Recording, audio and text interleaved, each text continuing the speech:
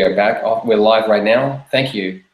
I apologize for the break there. We're still ironing out or getting this Q&A or open format rolling, and I assume in the next week or two it'll flow more smoothly, but don't worry. We have Belen, the Libertarian Latina. Actually, you should like her on Facebook, facebook.com/ or it's / Libertarian Latina.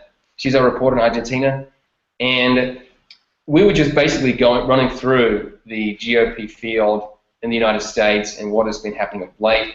But we've only got about 10 minutes to go, so I want to just round that up a little bit and mention the points of view from the PanAm Post contributors or columnists, and then the latest development. We've got three things going on. We've got Maria Teresa Romero, one of our columnists. She's a Venezuelan, and she's noted correctly that Marco Rubio, of all the candidates in the GOP, and more so than Hillary Clinton, and I don't know who else on the Democratic side is going to challenge her, he is the most hostile to Cuba and Venezuela, or the outright communist regimes, and that maybe that makes him seem like a neoconservative, and maybe he is. I don't know whether he wants to take that label or not, but at least the Venezuelans and Cubans here like that a lot. They like someone to get aggressive about it. That's an important consideration, that his base seems to be the Venezuelans and Cubans here in Florida. Whether that can get him any traction around the country, I don't know. The other bit is that Alice Salles, I don't know how you pronounce her name. She is a Brazilian.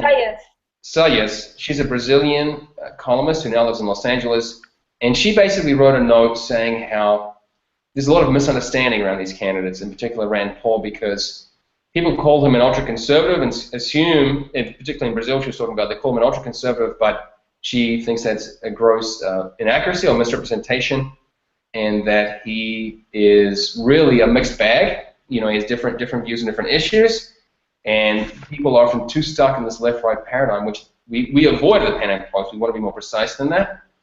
And then the final consideration, he's not a contributor, I wrote a news story about it, is that Walter Block came out of the closet, so to speak. I don't even know if he was in the closet, but came out about that he but he wrote a big vote for Rand Paul, support Rand Paul letter, and endorsed him. And so that put a lot of libertarians on notice that they should consider it. But man, we're really tight on time, so I want Belen to talk about the latest developments in Cuba, and because there was a quote election recently, and the first time some opposition candidates were on the ballot for 60 years, or I don't know when exactly they were the last elections, but not for many decades. So Belen, what exactly, what is this election? What happened of late? Well, Fergus, as you mentioned, there were elections in Cuba, and I want to highlight these things that I'm doing with my fingers. Speech marks. Yeah. Marks, yeah. Yeah, exactly. Because I spoke with one of the two dissident candidates that they presented themselves as candidates this last Sunday. Wait a second, Bacon, shut up! I have a little puppy here and just moving around. There were two candidates, two opposition candidates. Two opposition candidates for the first time in I don't know how many years, like more than 59 years. So these guys, one of them is a lawyer and a journalist that writes against the Cuban regime openly, and the other one, he's 65. Okay, so one of the guys is 65, and the other one is 26. So he's very, very young, and he is a member of an illegal party, of course, because they're only party. So the 65-year-old is the journalist and lawyer? Yes, exactly. And the other one is a young guy that is called Juniel Lopez, and he's only 26. And he has done a lot of things. He works in control of quality of some products, and he repairs things for a living. Okay, so now the phone is ringing. Oh my God. So what happened is... Go unhook the phone. Belen, go unhook the phone.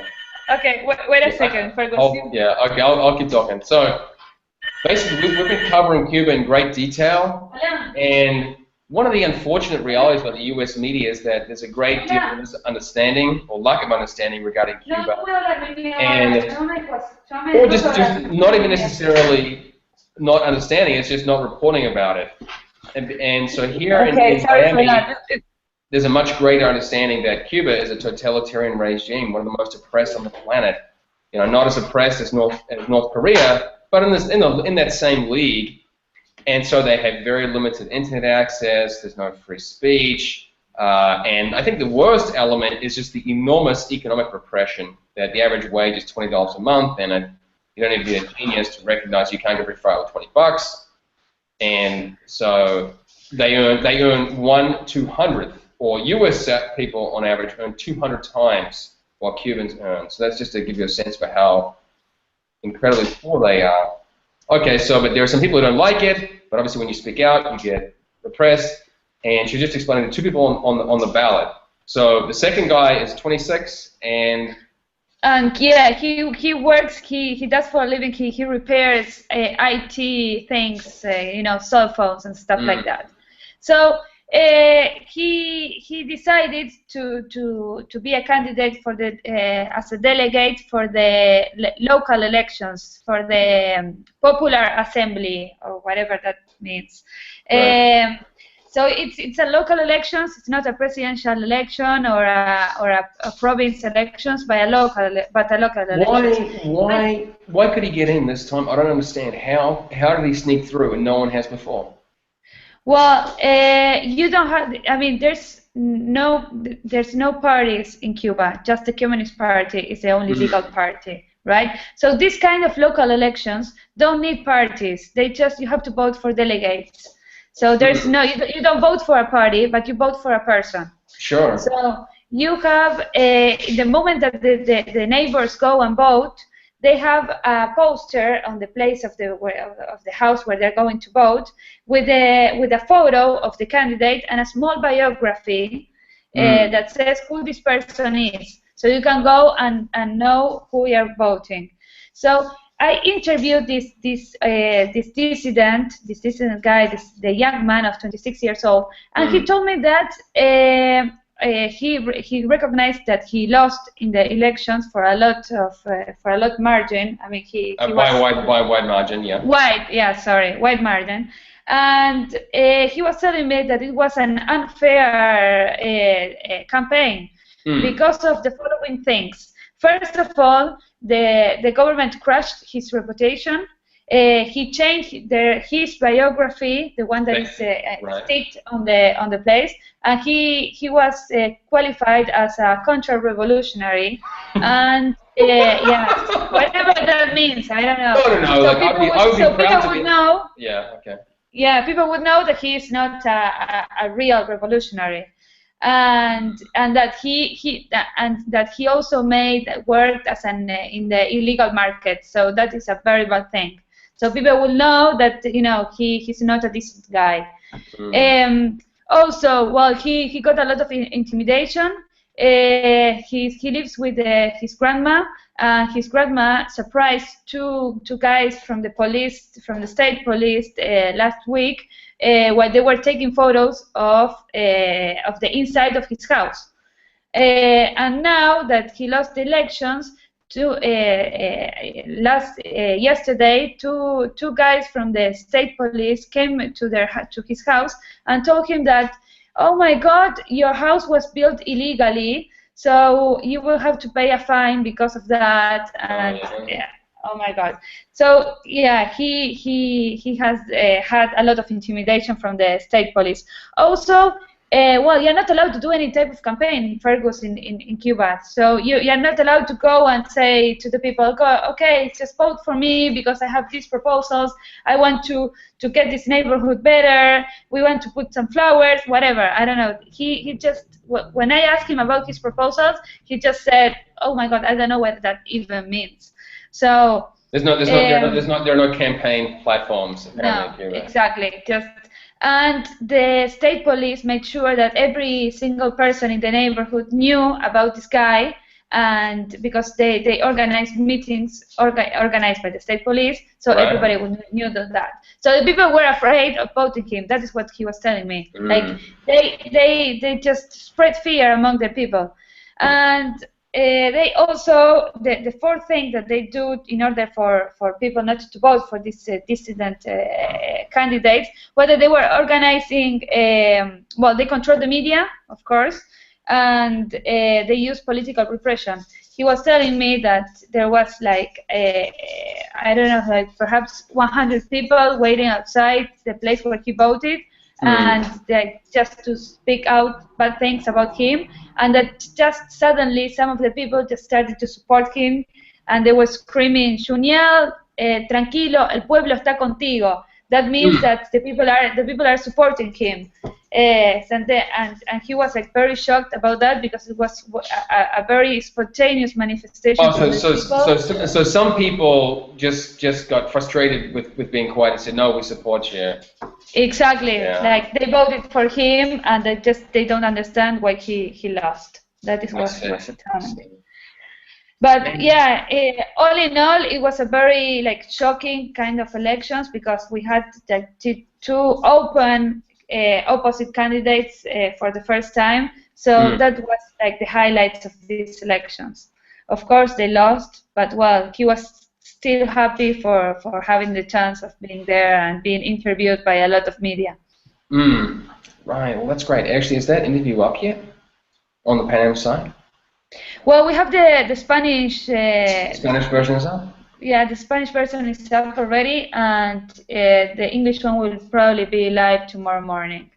Right. So I encourage everybody to go and read this story because it is very interesting. We don't know. I mean, before investigating this story, I didn't know about exactly the details about an election in Cuba. Yeah, it's really. I don't know. I've had to wrap my head around it. I think the big challenge is that Cuba is stuck in maybe the 1940s or worse, because Cuba was a relatively prosperous place in the 1950s, and they've basically been in degradation since then. Only now are sort of modern technologies kind of creeping through and getting into that. Yeah. You can call me a paranoid, but every time I call someone on Cuba, just the phone suddenly hung up. I mean, the conversation crashes at some point. Yeah, I mean, I have to call twice or 3 times to the same person in order to get a full conversation because it suddenly, Right. So either someone is tinkering, or they have just terrible phone lines. I don't know. I'm not saying anything. The facts of whatever happening to me while I speak with these people. I mean, I don't know. It's just something I wanted to highlight. I want to add to that too. That basically it's a Soviet economy, and they have a great degree of surveillance, and so we covered a lot, and it's hard because we can't get an audience there very easily because so few people on the internet, and internet costs I think between $5 and $10 an hour. So if you're making $20 a month, well, you can't really afford to go on the internet at all. So some of them get support from some embassies. It's fair to say that. Yeah, some of them go to embassies, or they can get exiles from the United States or elsewhere to send them money.